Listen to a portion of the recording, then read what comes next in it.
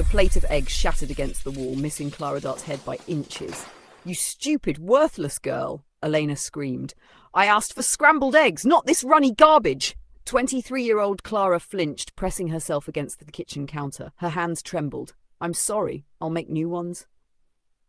"You'll make new ones?" Elena advanced on her, eyes blazing. "With what? The expensive organic eggs you keep wasting. Do you know how much those cost?" "I didn't mean to." "You never mean to." Elena's hands shot out, grabbing Clara's hair and yanking her head back. "But you always do. Screw up. Make mistakes. Cost me money. You're just like your pathetic mother." "Don't." Clara's voice cracked. "Don't talk about my mother." Slap! The sound echoed through the kitchen. Clara's cheek burned. Tears sprang to her eyes. "I'll talk about whoever I want in my house," Elena hissed, her face inches from Clara's. "Your mother was a paranoid lunatic, and you're following right in her footsteps. If you're watching this nightmare unfold, hit that subscribe button and turn on notifications for part 2. You won't believe what happens next." Becky appeared in the doorway, phone in hand, filming. 21 years old now, beautiful and cruel, just like her mother. "Ooh, this is going to get so many views." Crazy Clara strikes again. "Becky, don't," Clara pleaded. "Oh, shut up," Becky laughed. "Nobody cares what you think. You're literally the maid." Elena released Clara's hair with a shove, sending her stumbling against the counter. "Clean this mess up, then scrub all the floors in this house, on your hands and knees, and if I find a single spot of dirt, you'll do it again." "But I already cleaned yesterday." "Are you talking back to me?" Elena's voice dropped to a dangerous whisper. Clara's throat closed. She shook her head quickly. "That's what I thought." Elena's smile was ice. "Now where's your father, Simeon?" Heavy footsteps thundered down the stairs. Clara's heart clenched with desperate hope as her father appeared in the kitchen doorway.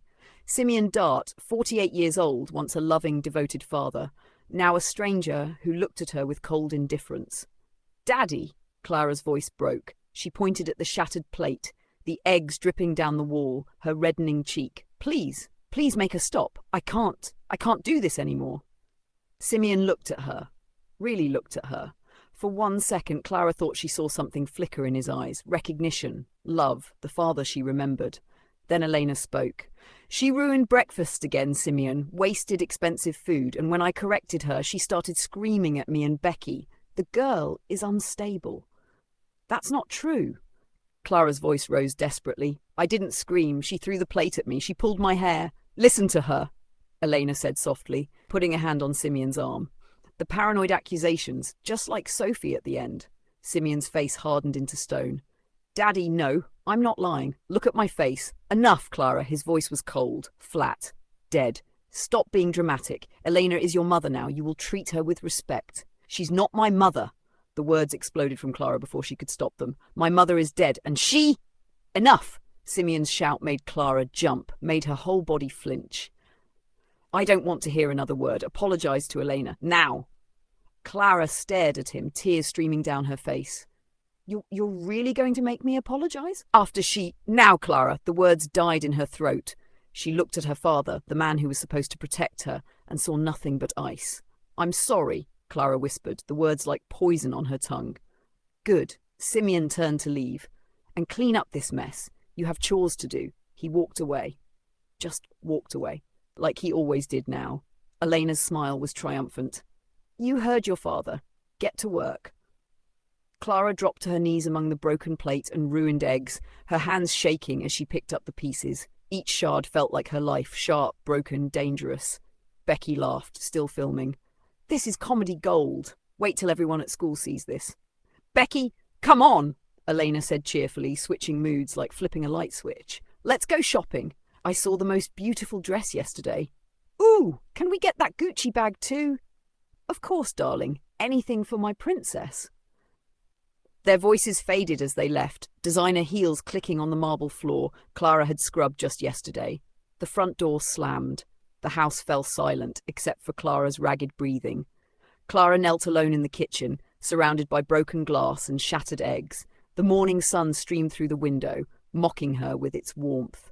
"This is my life now," she thought. 23 years old, a servant in my own home, and nobody believes me. Nobody helps me. Nobody cares. She picked up a shard of broken plate, sharp, dangerous. The edge caught the light. For just a moment, she wondered what would happen if she... No, she couldn't think like that. She had to survive, had to find a way out. But how? She'd been trapped in this nightmare for 8 years. 8 long years since her mother died. 8 years since Elena entered their lives like poison disguised as medicine. 8 years since her father became a stranger wearing a familiar face. 8 years since Travis Ashford left and never came back. Clara's throat tightened at the thought of him. Travis, her childhood best friend, her first love, the boy who'd promised to never leave her, the boy who'd abandoned her when she needed him most. She wondered where he was now, if he ever thought about her. If he knew what had happened to the girl he'd once loved. Probably not, Clara thought bitterly, dumping the broken plate pieces in the trash. He probably moved on years ago, living his best life in New York, dating someone beautiful and accomplished, someone who isn't broken. Clara grabbed the mop, her hands already aching. She had floors to scrub. Hours later, after scrubbing the floors until her hands bled, Clara dragged herself up the narrow attic stairs. Each step felt like climbing a mountain. It wasn't a room, just converted storage space. A thin mattress on the floor, one lamp, a small window that didn't open. In winter, she froze. In summer, she baked. Her childhood bedroom, the one with the bay window and reading nook her mother Sophie had designed, belonged to Becky now, had been repainted pink and decorated with expensive things Clara would never touch again. Clara collapsed on the mattress and stared at the water-stained ceiling, her body aching, her spirit broken. 23 years old, no high school diploma. Elena had pulled her out at 17, claiming homeschool that never happened. No college, no job skills, no friends, no identity documents. Elena had lost her birth certificate, social security card, and passport years ago. Clara was a ghost, invisible, trapped. She reached under the mattress and pulled out the one thing she'd managed to hide from Elena, a photograph, faded and creased from being held so many times, the edges soft from her tears, her and Travis at 15, sitting by the lake, his arm around her shoulders, both of them laughing at something long forgotten, back when life made sense, back when she had hope. "Where are you now, Travis?" Clara whispered to the photo, tracing his face with her fingertip. "Do you ever think about me? Do you even remember me?" "Probably not," her mind whispered back cruelly. "He moved on years ago. He's probably in New York with someone beautiful, someone whole, someone who isn't broken." Clara pressed the photo to her chest and let the tears come. She cried until there was nothing left inside her but emptiness. The memory came unbidden, as it always did when she looked at that photograph. She closed her eyes and let herself remember when everything was different. 12-year-old Clara Dart stood at her father's construction site, watching workers build the skeleton of a massive building against the bright blue sky. The summer heat shimmered off the concrete. The sound of spray paint made her turn. "You know that's technically vandalism," she said. A boy about 13 spun around, spray paint can in hand. He'd been tagging the construction equipment. "Just initials. T.A. You gonna tell?" he challenged, but his eyes showed more curiosity than fear. Clara studied the half-finished graffiti, then sat down on a stack of lumber. "Depends. Why are you doing it?" The boy shrugged, some of his bravado fading. "My dad owns this company and doesn't even know I exist. Figured I'd make him notice." Clara nodded slowly. "My dad's so busy with work, he barely notices me either. But vandalism seems like a bad plan. You'll just make him angry, not make him see you." The boy hesitated, then sat beside her, setting down the spray paint. "I'm Travis. Clara? Your dad is Simeon Dart, the contractor?"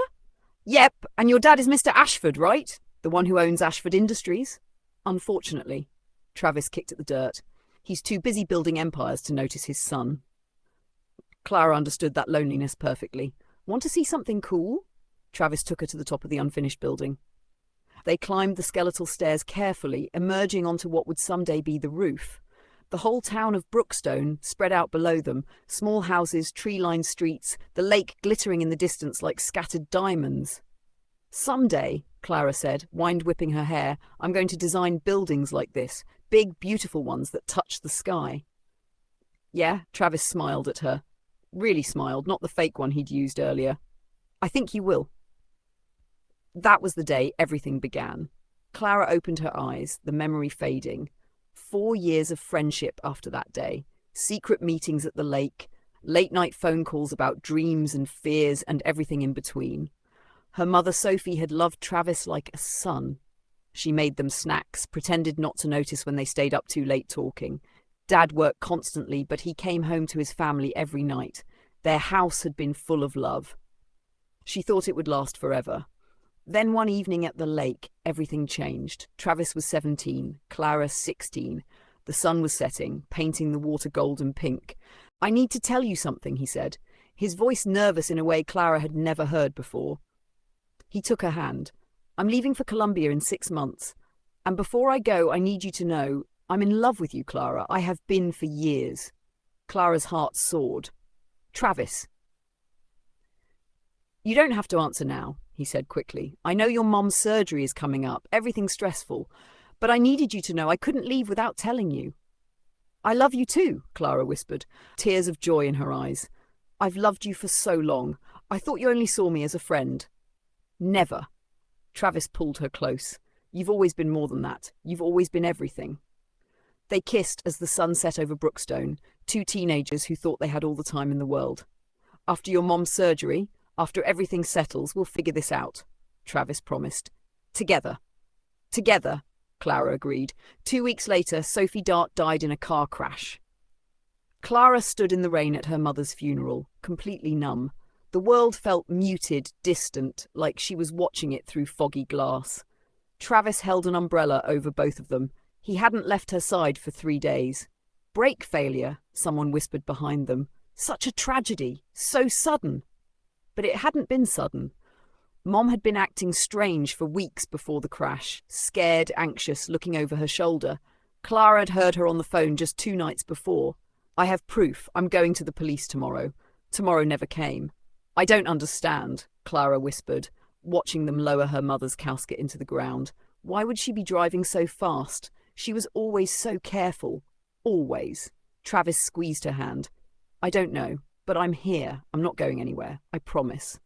Across the grave, Simeon Dart stood like a broken statue. The life had drained from his eyes, leaving them hollow. Clara barely recognized him. A week later, Clara came home from school to find a strange woman in the kitchen.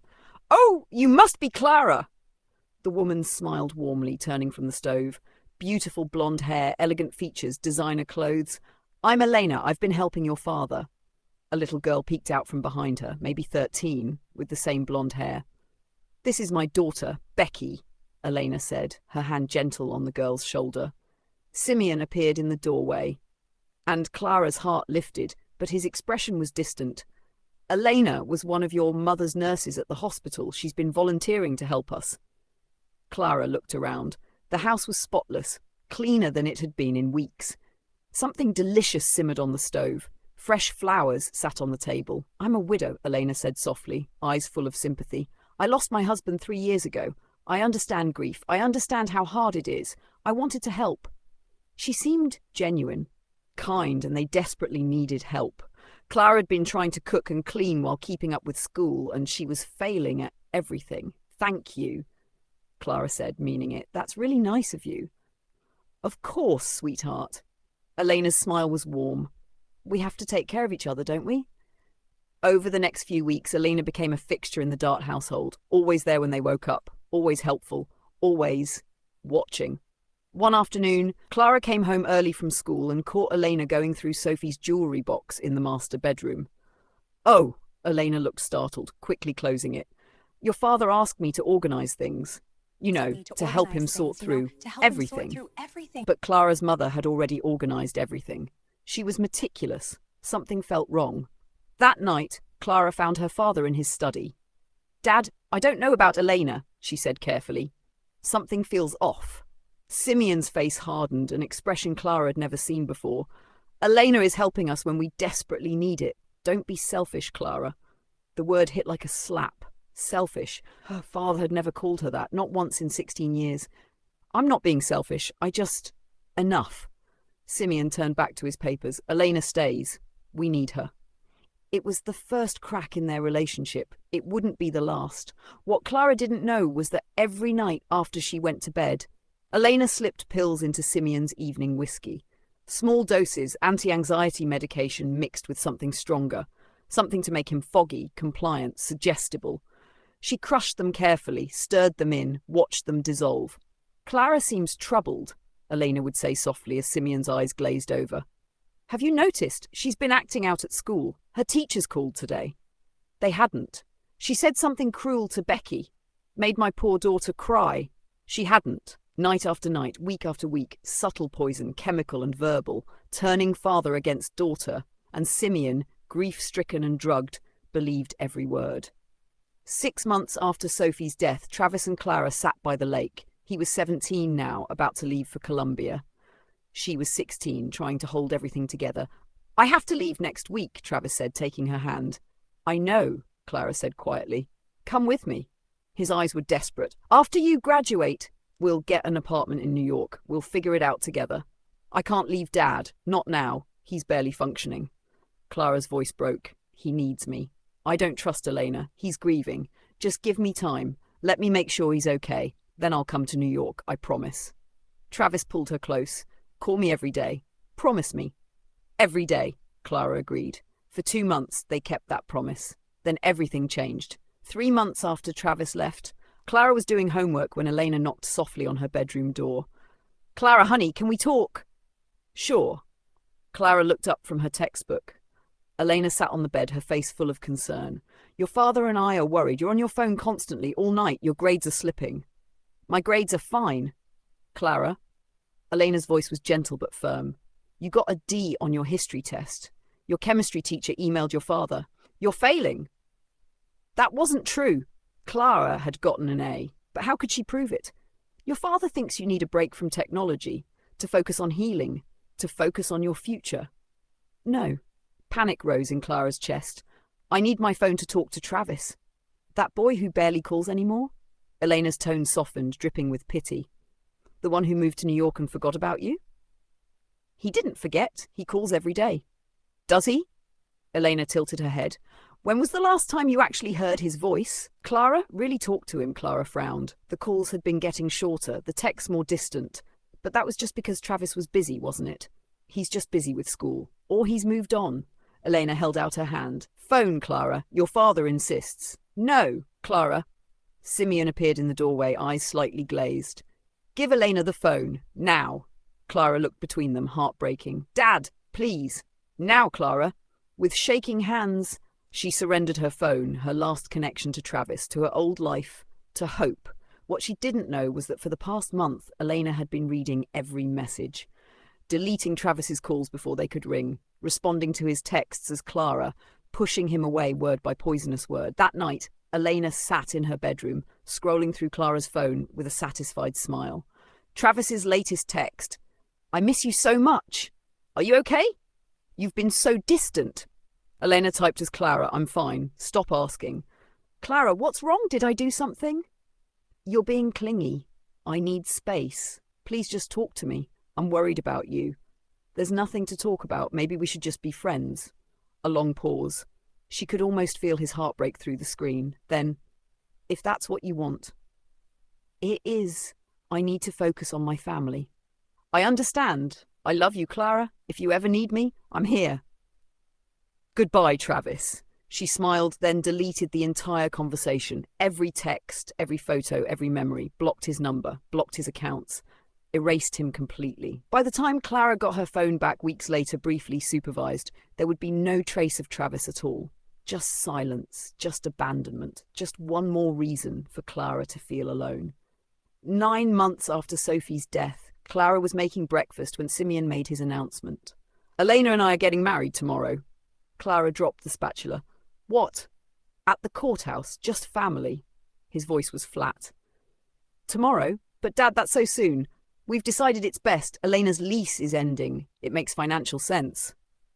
"Does anyone else know? Did you tell Grandma? Or the Ashfords?" Simeon frowned like he was trying to remember something through fog. "The Ashfords? Why would I tell them?" "Because they're our friends. We're our friends. We've grown apart."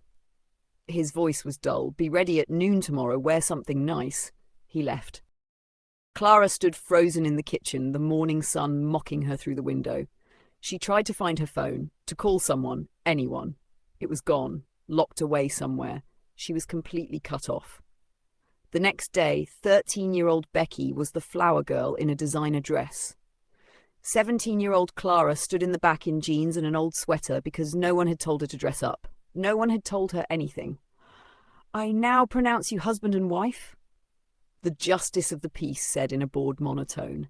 Simeon kissed Elena. Becky clapped. Clara felt like she was drowning, watching her life end from underwater. That night, Elena and Becky moved into the master bedroom, her mother's room, Sophie's sanctuary. Clara heard them laughing as they rearranged furniture, as they boxed up Sophie's things, as they erased every trace of the woman who had lived and loved there. Clara locked herself in her bedroom, soon she wouldn't even have that, and cried until she had no tears left. Years passed in a blur of abuse and isolation. Clara was pulled from school at 17, moved to the attic at 18. Her documents disappeared. Her friends stopped calling, or maybe Elena had driven them away. Her father became more and more of a stranger, his eyes perpetually glazed, his love for Clara buried under layers of medication and manipulation. And through it all, Clara survived, barely, cleaning, cooking, being treated like a servant in her own home, taking the abuse, taking the cruelty, because she had nowhere else to go. Now lying in the attic, holding Travis's photograph, Clara felt the weight of 8 years crushing her. She was 23 years old with nothing. No future, no hope, no way out. She closed her eyes, exhaustion pulling her towards sleep. She didn't know that tonight would be different. She didn't know that tonight everything would change. Clara woke to the smell of smoke. The attic was filling with grey haze, thick and choking. Flames licked up through the floorboards, orange and hungry. "Help!"